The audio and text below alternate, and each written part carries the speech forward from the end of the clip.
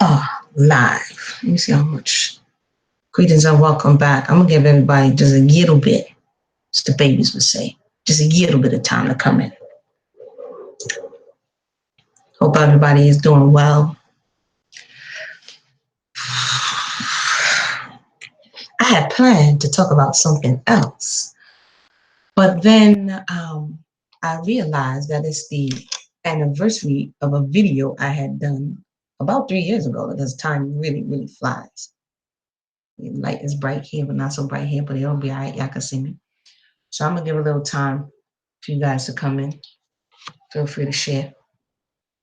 It was the anniversary of a video that I had done after similar things. It's funny how, and welcome to everybody who just joined us. It's funny how life is cyclical. You know, at the same time each year, if something traumatic happened, people have anniversaries, right, where they want to remember the same time around this time each year, because this is why when we have another year around the sun, we say give thanks for another year around the sun. Some of us say that. You're revolving. It's another revolution. And so sometimes we come to the same spot. Hey, Sylvia Nefs, how you doing? Sometimes we come to the same spot at around the same time, cycles. So this cycle of a video that I did, having the same frustration, I didn't plan to. I planned to read my coming, and I keep talking about it, coming of age in Mississippi. And I didn't necessarily plan to address this, but then when I saw it come up again, and then I'm seeing the foolishness, it's foolishness reaching the highest heights, even more. You think when voices go out that, and I said I was gonna wait, right? But I guess people are gonna catch this on the replay. You think that when the voices are raised and it goes out to hopefully prayerfully bethink ourselves and our movements and our mentality, that it will get better. But no, it doesn't get better. For those who don't know about something I shared years ago, that consciousness is not righteousness. Consciousness is not righteousness. So I named this Surviving the Conscious Community. Why? Because I see that people, and it appears that we're going to have to start calling names in 2019. Usually it says a word is enough for the wise, right?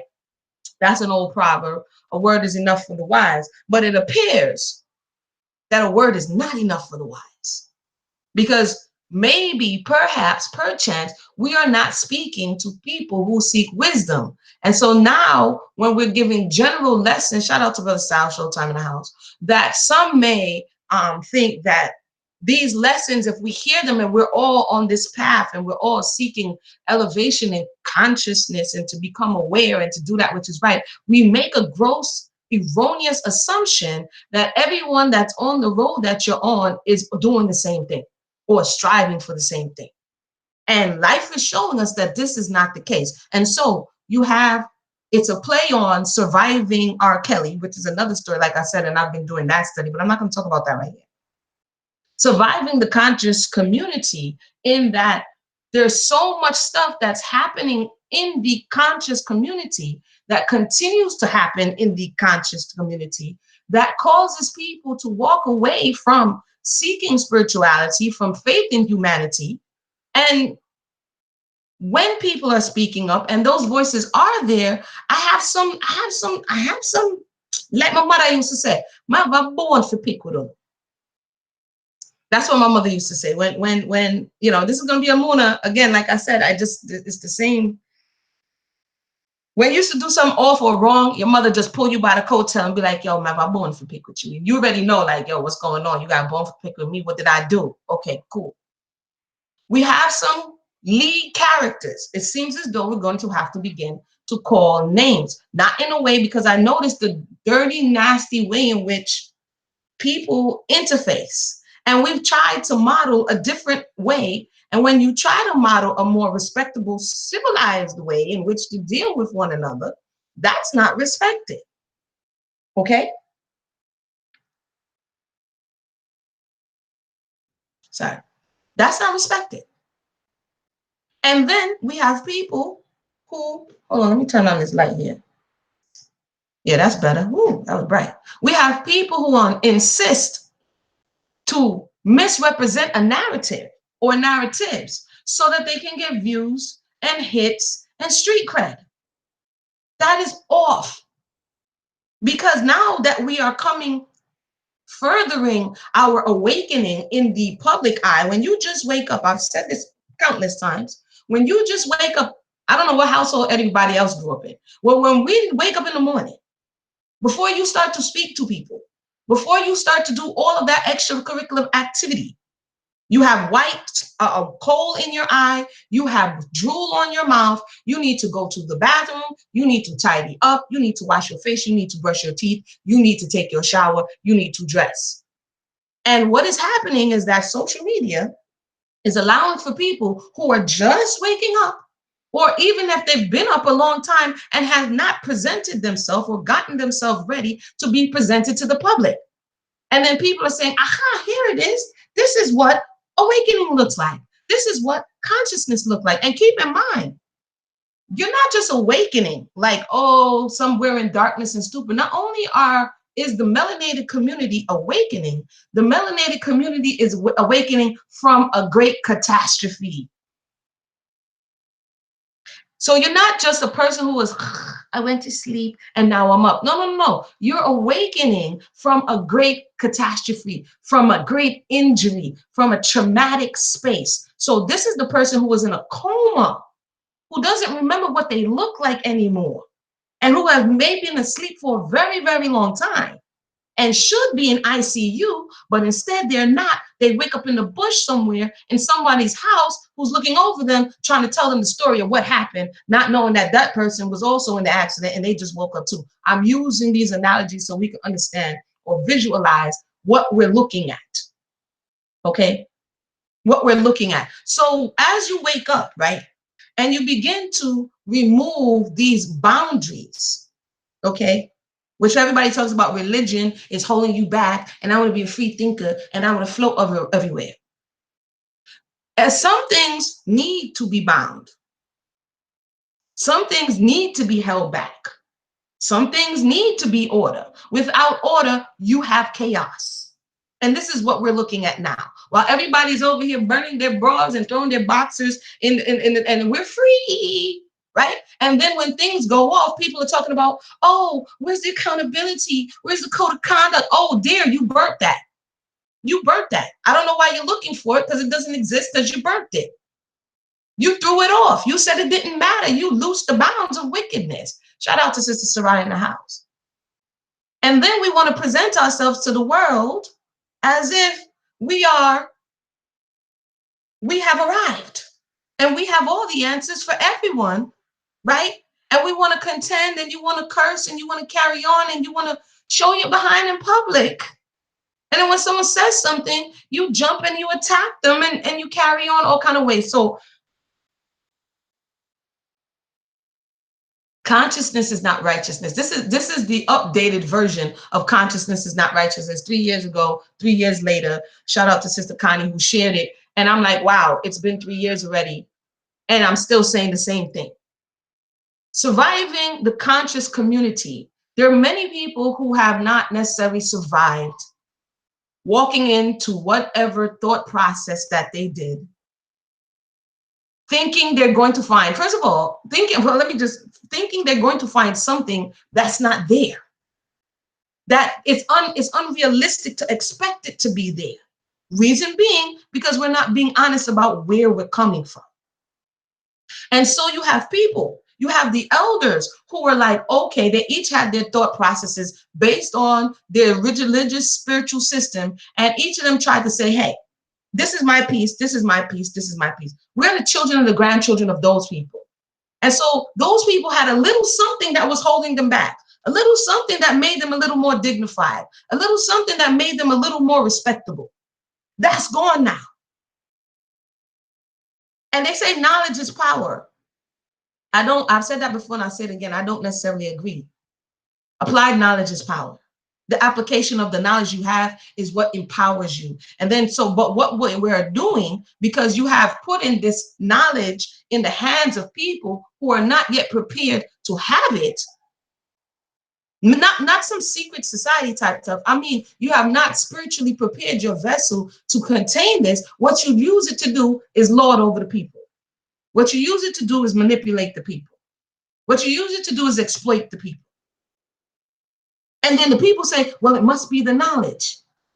Without a seller or without a buyer, there's no sellers, okay? The seller is the person who's disseminating this information, who's trying to sell you a narrative, a pie in the sky, a new thing that's going to make you the best to ever do it. They're the sellers. The buyers are supposed to be informed. They're supposed to be aware.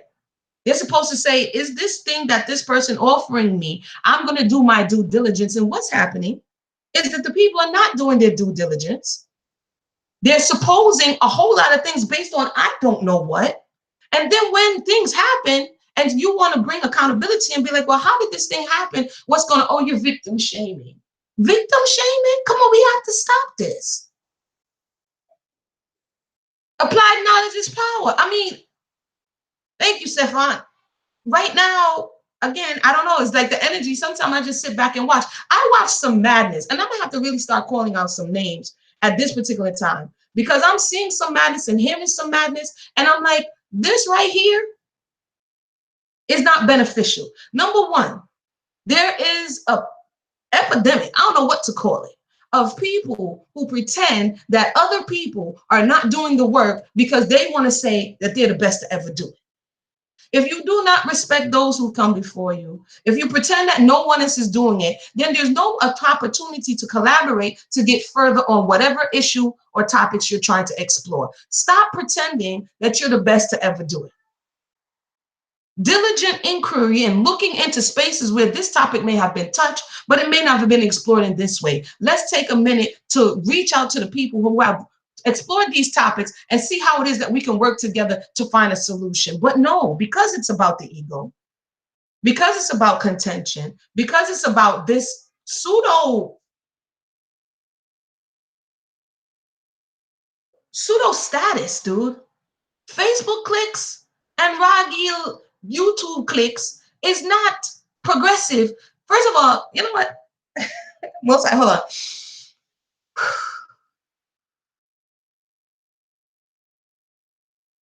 Because next thing you know, they're going to be like, Emunah's angry. I'm not angry. I'm just disappointed in the people because we refuse to take personal responsibility for the choices that we are making. When we didn't know, that's fine. But now that you know, or you refuse to know, now nobody's going to feel sorry for you because you refuse to do the work. There's no shortcut around it. How do you get scammed? Anyway, back to some of this stuff here. This stuff here. Back to a little bit of this right here. Okay. Scammers. Wait, hold on. One tough guy. Welcome to the discussion. Sorry. I'm a computer. Hold on. Okay, boom. Yeah, I'm gonna breathe, y'all. And I really get to this point. You know what I'm saying? I usually laugh it off and then, but then you see people, what's happening is the world has put a microscope on the people. And the people don't realize that your words are not just here. It's not just in Brooklyn. It's not just in California. It has been broadcast to the world. And whatever you project out to the world will come back to you. So if you formulate an opinion, if you go for 4 or 5 hours on a live, just running your mouth recklessly, that's irresponsible. That's irresponsible. I've listened to a live from Garfield talking about surviving the Hebrew community or whatever it says. And the people, some of the people who were involved in the discussion, meaning their names were called, were not given an opportunity to speak. And I saw countless people saying, hey, what's going on here? Why aren't you giving these people an opportunity to speak, given the fact that you're talking about them? Welcome to those who just joined us. Given the fact that you were talking about people, there is a code. There's called efficacy, brethren. There's the way in which we are supposed to do things, that we remain blameless. If we're going to, again, and I said I'm going to start calling names in respect for, and somebody will say, well, sis, you didn't call Garfield. So Garfield, if you're out there, if somebody is, Garfield is out there, right? Share the video, ask them to come check. Because I saw some of this stuff on the side, and I did in more than one occasion when these videos was put up. And this is not just about this particular situation, but this is what I just had an opportunity to see. And I'm like, what? And when the conversation, when the information goes out that nobody is addressing these topics. And I believe it was Sister Mayana who went over there and put all of the places in which, in particular, domestic violence in the community is being addressed. Those things were erased. Those things were ignored. So that's willful ignorance. If somebody's going to come on a stage, a world stage, and say, these communities are not addressing the issues in their communities, and there is evidence that these communities are addressing the issues in their community, and you choose to erase it, then that tells us that you don't want truth. Then what are we having these conversations about? Consciousness is not righteousness. We go to places. We go to places that push a certain narrative. We go to places that give us an emotional high. We feed off of others' hyped energy. Okay. And so we go to these places and we bring in this information. And then when we buy into it and make up this fairy tale version of what we think this reality is supposed to be, when we could have simply just asked somebody or did a Google search or a YouTube search or something so that you can be informed. We don't do that. What we do is wait till we get all jacked up and then we want to make up some stuff, which is wickedness. It is wickedness to do this type of stuff, man. If a malicious witness rise up against somebody, you need to hear these things out so that all of the people that are involved can say, okay, this is what happened. This is the sequence of events. Scams. Brethren, how are you getting scammed in 2019?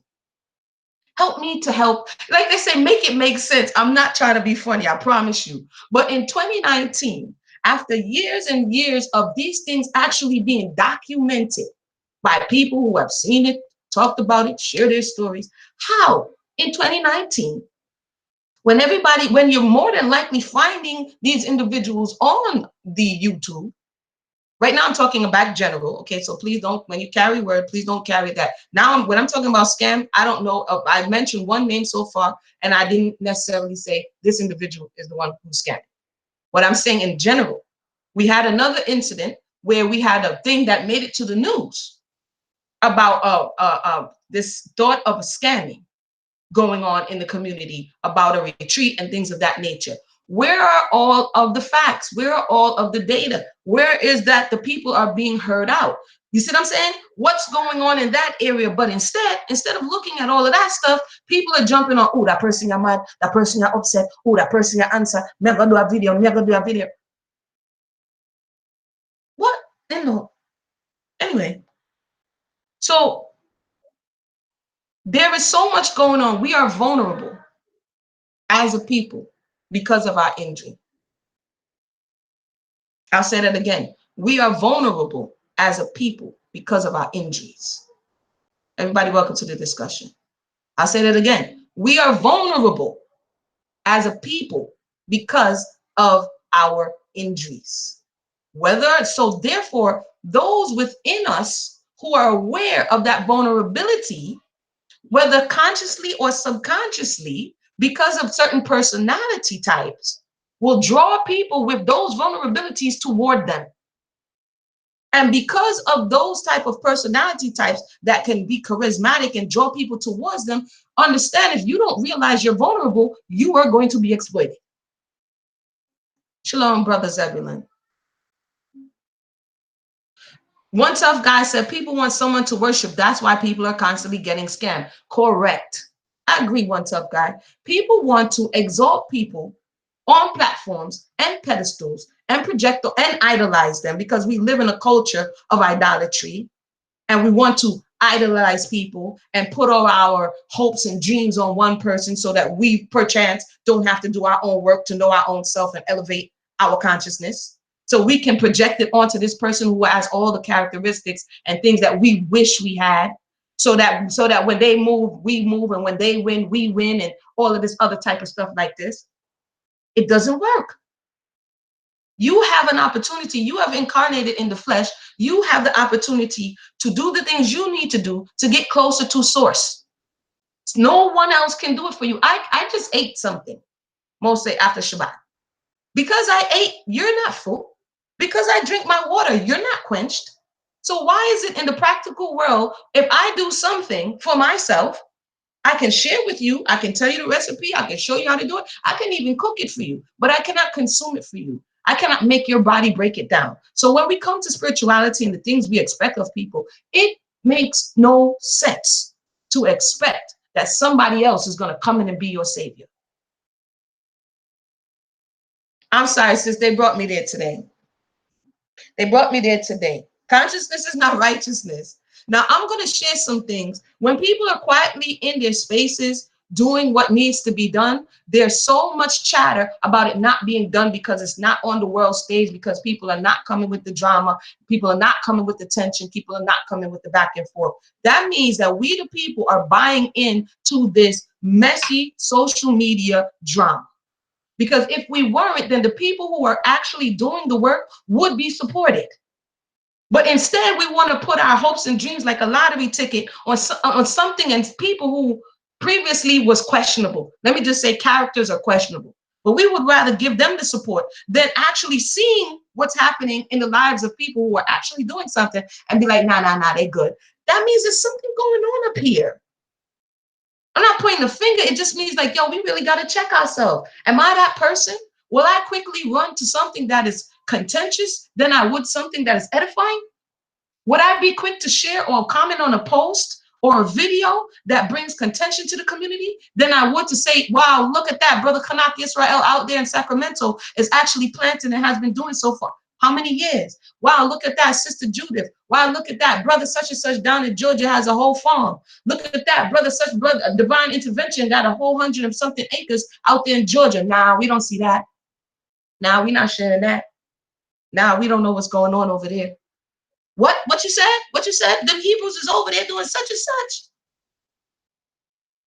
That's the stuff, whatever we put energy into, it grows. Okay? Yeah, and that's what it is, brother, the one tough guy. It's the man-made idol. So we have to look at the components of what's going on inside of us. I put some links in the box below here. Why am I speaking? Does she have the right to speak? Some people are like, who is you, Emunah? Do you have the right to speak? I'm one of those who like to quietly do what it is that I do. I share what it is I do, and for whomever it is, then that's who it is. I've teamed up with many people over the years, and Brother Sal is one of them on the line. Sister Mayana is on the line. I've teamed up with Brother Uzael over DCB when he wanted me to do a presentation on slavery. I've teamed up with Brother Boyce Watkins. I've teamed up with Brother Philippe Matthews. I've teamed up with a number of people, not just in the Hebrew community, but for the wider people at race. I've teamed up with Sister Judith Martin on Sister to Sister. Okay? I've teamed up on several occasions with Sister Mayana. Why? Because there are situations that need to be addressed in the community, but when we address these situations in the community, no one wants to hear about that.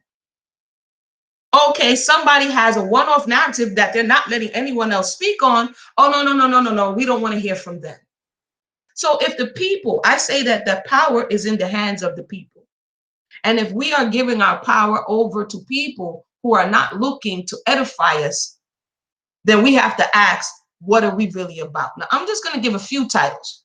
I just happened over onto YouTube because at some point you have to like speak up and be like, nah, that's not cool. We actually had to do it on Debate Talk for You, and it caught a lot of flack. Shout out to Brother Sal, but I'm in rare form these days, okay? We had to do it recently on Debate Talk for You, on Peer Review for You, on Debate Talk for You, because some erroneous statements were being made. And now at a certain point, you have to be like, nah, you know what? That's not true. That's not true. So I'm going to give you some examples of some of the information that has been left on record. So it's not even about you or in your own little, is that Emunah? If that's Emunah, it's been a long time, sis. What's going on, Sister Emunah? Long time no see. Long time no hear. So I'm just going to give a few examples of some of the topics that have been approached. First of all, domestic violence has been touched countless times in the community. We have invited people to the conversation. We have invited people to the table. Recently, we just talked about not only R. Kelly, that was like last week, we spoke about hiding pedophilia in the community.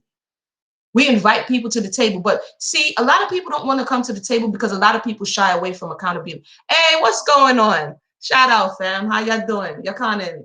Shalom. Send my love to Amina. A lot of people don't want to deal with accountability. So when you go to certain platforms, you can just say whatever you want to say without being accountable, without the right questions being asked. Because if you coddle people, I put a conversation about Molly coddling, right? If you coddle people and let them think that their behavior or the part they played in this discussion is not relevant, then what you do is set them up for failure the next time. And that's not love.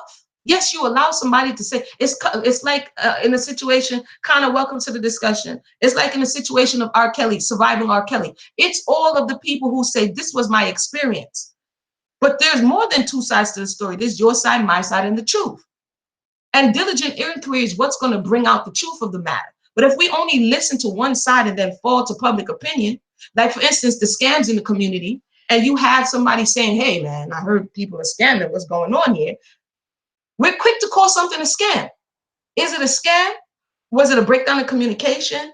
Was it a lack of business sense? Was it an overwhelming success that the individual wasn't able to support?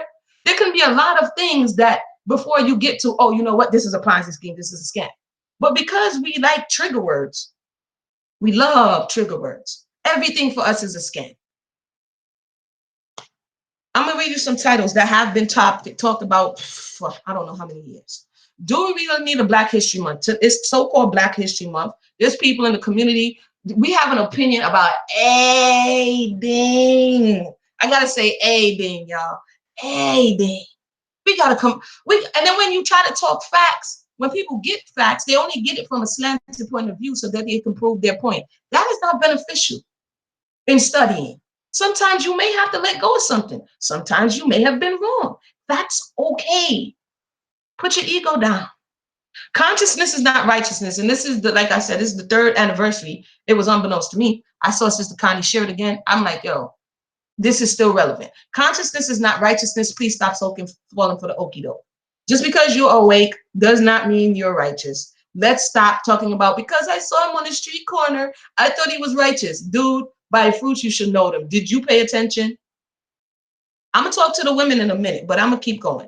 Broken people don't make a strong community. I shared my thoughts on that. We keep talking about building. You have to repair before you can build. There's a building on a road that I live on, okay? In this building, it looked like it was an old building, but it's a prime real estate because it's on the waterfront, right? It's beautiful. I look at the building, but it was all tattered. The roof was falling down in the building. It's a real story, okay? And I like to pass and pull Torah out of everything and everywhere I go. The roof is falling down on the building. The building looked, rat infested. So I saw them pull the walls on the building. Then I saw them pull the roof on the building. Then I saw them rock down the building all the way to the ground. And I'm like, dang. Every day I pass that joint, I'm like, let me find out what they're about to do to this building. They had to build the building down to the very foundation and then start building again. Because depending on how far the building has gone, it depends how much repair, or you're just going to have to reconstruct that building from the ground up. I say that to say, all of this talk about building a community with scammers, tricksters, and hustlers, you know what I'm saying? I was going to put something else, but I was like, I'm going to chill. You know what I mean? We are all coming from a place of hurt, pain, disillusion. You know what I'm saying? All of these things that we have to then begin to peel off these layers before we can actually come into start to build with one another. We have jealousy, envy, covetousness, lying, stealing, all of these things that have been bred in us. What makes us think that, yeah, man, everybody else is doing it? Well, maybe their community wasn't destroyed. Maybe their very fiber of who they were weren't destroyed. You can't look at someone else and compare yourself to someone else because they didn't go through what your ancestors went through. If we take more time to pay attention to what we went through, maybe we'll be further along. But then again, no one wants to talk about the dreaded S word. Anywho, Black people don't go to therapy. I'll use that in quotations. I did a video about that. And there's a whole nother documentary about that, of our thought process on therapy and how it affects us and the fact that we need it, but we don't think we need it. Okay. There's another conversation talking about scammers. I put all of this under the video. So if you're on YouTube, click any one of them. And this is just a few. Commerce and You. I speak about how commerce, and I'm just talking about what I speak about and what I've witnessed others speaking about. Okay. The fact that commerce is not just hard goods. Commerce is communication and relationships. Why so-called Black people seek white approval? Okay, this is something that keeps coming up and up and up. When you go into the street, yes, you're trying to witness to people, but it's also trying to prove to other people who you are before we have brushed our teeth, washed our face, and tidied ourselves. So the minute they say, okay, I'm listening, it's like me saying, it's like, I believe the proverb of the day, I read the proverb of the day, this Shabbat to the baby. Wisdom set a table, okay? She prepared everything, and then she sent somebody out. Hold on, I don't want to lie to y'all. I want to lie to y'all, so hold on, stand still. Let's do Proverbs 9. Let's do the beginning. Because it's I'm gonna just breathe for a second. Hold on. My point is, and the people will have it so. You know what I mean? The people will have it so, man. And the people will have it so, unfortunately. Proverbs 9. Wisdom has built her house. Hallelujah. She have hewn out her 7 pillars. That means wisdom means you better go do the work first. She have killed her beasts. She have mingled her wine. She have also furnished her table. She did the work first. 3, she have sent forth her maidens. Hold on, this thing is going on. She cried upon the highest places of the city. What did she do first? First, she built her house. Then she hewed her 7 pillars. That means the structure that's holding the roof up, that's holding the house up. Then she have killed her beasts. She mingled her wine. That means that she prepared. She had to have had beasts to kill. She have had to have had grapes in a vineyard to mingle her wine. This all takes time. She had furnished her table. That means she had to have a table to furnish. This is all before you open your mouth. Come on, man. This is all before you open your mouth. She have set forth her maidens. That means she had to be in a position. This is, again, personifying wisdom, but let's get the hakma out of it. She have sent forth her maidens. She cry upon the highest places of the city. Then you go out and call people to you. Then you ask them to come in, because the natural human reaction was like, oh, I heard you was having a party. Thank you for the invite. I come to the party. There's nothing here. And then I'm going to get mad. You know, I'm the person who called everybody. Then I'm getting mad. Why are you poking around in my house? Because you called me here. You told me to come look. Anywho, whosoever is simple, let him turn in hither. As for him that wanteth understanding, she said to him, come, eat of my bread and drink of my wine, which I have mingled. Forsake the foolishness and live, and go in the way of understanding. He that reprove a scorner. Again, this is why sometimes this whole back and forth, sometimes I just fall back off of it because I happen to like wisdom sayings. And then another time, because Solomon says this in one place, but then in another place, he says you have to do it. You know what I mean? So it's about when to do it. He that reprove a scorner getteth to himself shame, and he that rebuke a wise man getteth himself a blot. Reprove not a scorner lest he hate you. Rebuke a wise man and he will love you. Okay, give instruction to a wise man and he will be yet wiser. Teach a just man and he will increase in learning. And then it goes on to say, intend the fear of the Most High is the beginning of wisdom, and the knowledge of the Holy One is understanding. There's some people out there who are saying, discard the book. You know, it's the European book. Wisdom is wisdom. Wisdom is wisdom. This is wise to do. How are you going to call the building inspector when you don't have a building? Okay, let's take it to the real world. What wisdom just said, and Shlomo just personified in Proverbs, Mishle 9, right? Take it to the real world. How are you going to call the building inspector when you don't have a building? When you're calling other people to say, listen, I'm bearing these fruits, I have something that I need to share to you. I need to help you, such and such and such. And you call them on in, but you don't have nothing to show them. The only thing they're going to go back out and say, well, there ain't nothing here.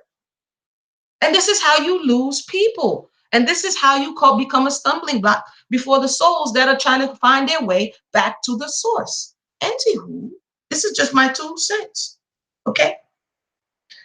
Why? Okay, epigenetics and PTSS of the quote angry black woman syndrome. Again, when people see a melanated woman and she's spirited, first thing you're going to hear is angry black woman. I wrote a first volume of this book. I've been continually doing research on this. On this particular one, I believe. No, that's not the one. But I did that one as well with Brother Philippe. Colorism, because this is another thing that comes up in the community. Again, these are all the remnants or the residuals of the experience that if we don't adjust, they are going to become things that are going to cause our building structure to disintegrate. Colorism, self-hate and low self-esteem in the so-called black community. These are not titles that I say I wish I spoke about. These are titles that I have worked with other people as well as on my own platform and have spoken about. Addressing these very things that's causing the structural issues that are within the community. We have to address these things and find some type of resolution and do some internal work so that when we come to the table, we won't say things like, they hate me because I'm mixed. If it ain't free, the cost of doing business. That was another discussion. Still broke, stop making bad investments. We're talking about investments, and we're not only just talking about money. We make bad investments in people. We make bad investments in choices within our life. We make bad investments in the behaviors that we continue to perpetuate, like making bad investments in messy type of stuff and not making better investments in positive type of things. That's bad investment. Willful ignorance in the black community. I did first part I did, and then the second part, I'm not sure if you guys are aware of Professor Kaba, who's in the Hidden Colors film. The second part, I was on a panel with Professor Kaba speaking about willful ignorance in the black community. All melanated people of America have and suffer from some sort of PTSS. This was a community panel. I was a shorty in the game. I'm the youngest one there. I was blessed to be on this panel with Dr. Joy DeGru, who wrote Post-Traumatic Slave Syndrome. I'm not going over the resume. People may be like, why is she running down the resume? Because there are people in the community who are pretending like these conversations are not happening. So now you have to come and be like, okay, these conversations are happening. You're just choosing not to look at them so that you can continue this erroneous narrative. Okay? Who broke the black family? Double jeopardy of the black womanhood. Abortion in the black community. Do all Black lives matter? I reached out to Reverend Childress, who's at the forefront of the abortion issue in the community. How many people knew that?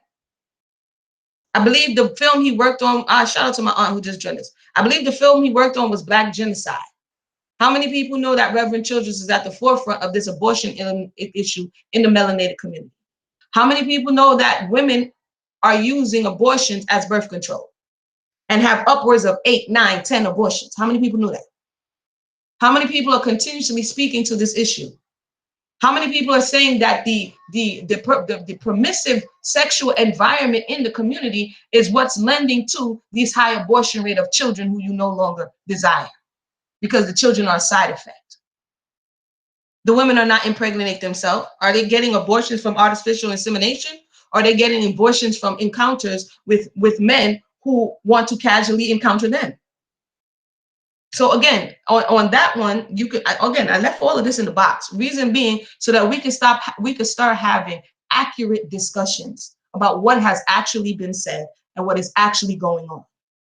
Okay, so I don't just stay in one little cubby hole because I know that each problem is connected to another problem. Okay, so that's the video with Reverend Childress, who's in the community speaking about abortions.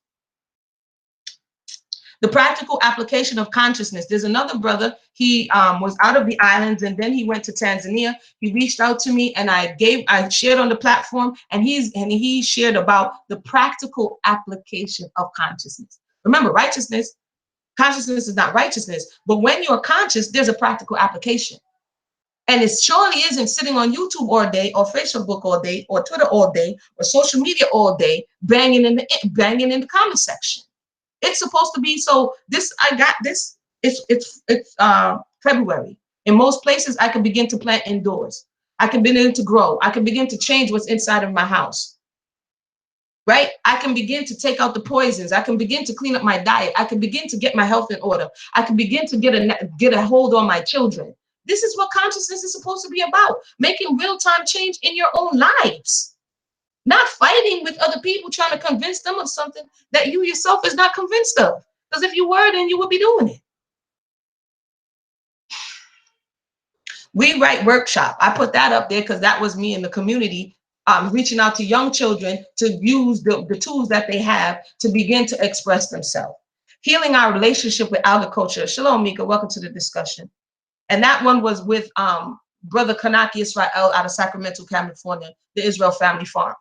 He's out there every day with his family, showing you, listen, this thing is practical. This is how we get on. This is how we begin to get unstuck. Communication issues and tips. That was another video. Again, there's so much more. There's so much more. And as well as the Yummy Cottage. Now, here's the thing I want to talk about the Yummy Cottage.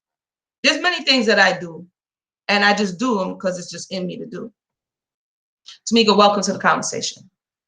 And this particular one, I wanted to make it kind of like a social, not only experiment, but a practical application of from thought, concept to actuality. Now, I didn't know how all of this was going to go. I still don't know how all of this is going to go.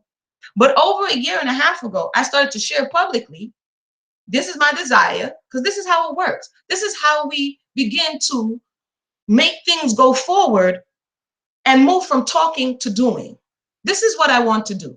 Not sitting around all day and just meditating all day, or sitting around all day and writing 50 million things on your vision board. And, you know, all of that, I don't really have to do anything stuff. I'm gonna tell y'all the real story of how the Yummy Cottage goes. So the babies, they like to eat. So they're like, you know, mommy, you know, we would like to really do this thing. I'm like, I would like to really do this thing. We're talking about entrepreneurship. We're talking about giving the children something to look forward to. We're talking about inheritance. I say, cool, I'm in a position, thank you to my husband who works and takes care of his family, that it is that I can be, look at how we're going to put this in action. At first, I didn't have the money. I still don't have all of the money. But I show up every day. And the way in which the things unfolded, you practice. You practice. You go product research. In some places, somebody wants to do something, somebody give them $20,000, $30,000, $40,000 just to do product research and development. But a lot of the times in our community, we don't have access to that. But that doesn't say that we can't do anything. There are plenty of things that we can do if we appropriated our time better. If we put our time towards actually manifesting at least one thing. You want to write a book. All you need is a 99-cent pad from the dollar store and a pen. That's where it starts. Or the computer you're watching on, or your word pad. You sit down and you begin to outline this thing. There is no excuse in 2019 that we can't do what it is positively that we want to do. Because for sure, if you want to build up a channel on negativity, or a YouTube page or a Facebook page on negativity, it surely happens. The person gets up every day, they think about what next foolishness they want to talk about, and then they come with the foolishness. And then we come and support it. Did you see this? Did you see that? And I have been watching what's going on over the years, but it has not stopped me from manifesting what is right in my life and the life of those who know me. So surviving the conscious community, there's some people who didn't get through. There's some people who walked away, and I'll leave on this because I know I'm going kind of long. There are some people who have walked away from the search for enlightenment and consciousness. It's on tonight, Sister Katrina. There's some people who have walked away and they blame it on people. Now, yes, I've enumerated all the ways where people are responsible for the parts they play, but ultimately we are responsible for the parts that we play and allow. I have been in spaces and situations where you allow someone else to misinform you, but then there comes a point of accountability. I've been there, and then there comes a point you're like, wait a minute, hold on, you can't answer for me at the end of the day, and I can't answer for you. So at the end of the day, in the same like the garden situation, another analogy, when it goes down around the tree of knowledge of good and evil, what happens? Everyone has to account for the part they played. So if you heard nothing else I said today, there's only but so far you can blame someone for what you continue to allow. You have to take personal responsibility for the choices you make once you realize what is happening to you or what you have allowed to happen to you. So again, survive. Oh, about one more thing. I'll keep saying one more thing. Those who walk away and then become this enemy, make themselves an enemy and say, I'm going to destroy you. I'm going to do all of this. I'm going to do all that. And not being honest about where you were, the fact that you weren't looking either for the creator, you wasn't looking for soul elevation. You have to be honest about whatever you was looking for. You could have been looking for community. You could have been looking for a safe haven for wherever you was just coming from. You could have been looking for a man. We got to be honest. Some people could have been just looking for a place to stay. We have to be honest, because what happens is we're not honest about, you know what, I was jacked up at this time. Such was happening. And this looked like a good idea. And then we run off to places and say, oh, this person is the worst person. No, they exploited, like I spoke about earlier, they exploited your vulnerability. But if you didn't realize and be honest that the fact that you had a vulnerability, then they could, others, not just them, will continue to exploit you. So once again, consciousness is not righteousness. Look out for scammers, tricksters, and hustlers. Stop chilling with them. Stop rocking with them. Stop giving them high fives. Start to look for and gravitate towards people who are going to challenge the old paradigm, who's going to challenge you to grow and elevate as a person. And I'm telling you, I'm here to tell you, it's not pixie dust and butterflies. If for somebody, I don't like you because you make me feel uncomfortable, is it in a good way? Is the person challenging the fact that you're always coming to the table with a poor me mentality, or you're always coming to the table like everybody else is wrong, or you coming to the table with high levels of ego? If the person is challenging that, then that's good. The person who's coddling you, that's not good, because you're ever going to be in that position. Okay. So that's my thoughts on that. Surviving the conscious community, scams, tricks, and hustles. There's too much information out here for us to be still falling prey to this. And again, everything is not a hustle or a scam. And we want to be scammed if we keep going to what the community has deemed and history has recorded as scams. At that point, you want that. You know what I mean? At that point, you want that. And then you have to ask, what's wrong with you? So with that said, let me see if I missed anything. I just have to get that off. We're running out of time. Mother Nature has pushed the button. I know this is off topic, but we need to really focus on where we are spiritually. Amaria, I've been speaking about that. Talk to them, Amaria, because I don't know what else to say.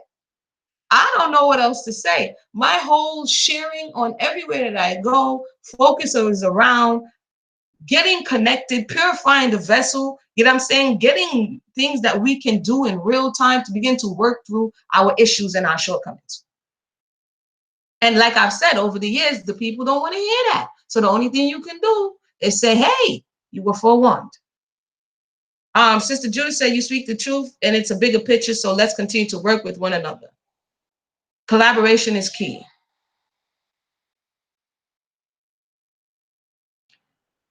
So again,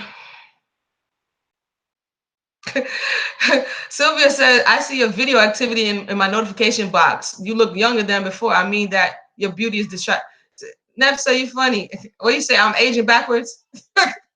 Nefsa says I'm aging backwards. All praise be to the Most High. If that is the case, I'm aging backwards. So I want to thank everybody for tuning in. Like I said, I was going to read Coming of Age in Mississippi. I might just have to go read it. If you're not on the YouTube, check me out on the YouTube.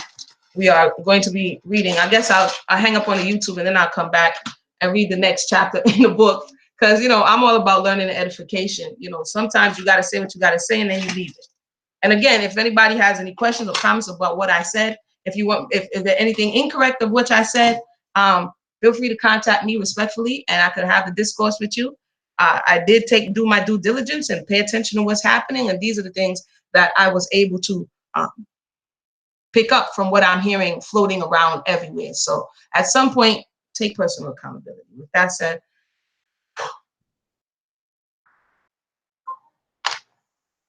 all right, YouTube, I'm going to hang up this and then come back because I didn't read yesterday. So I'm going to come back and read Coming of Age in Mississippi, chapter 5.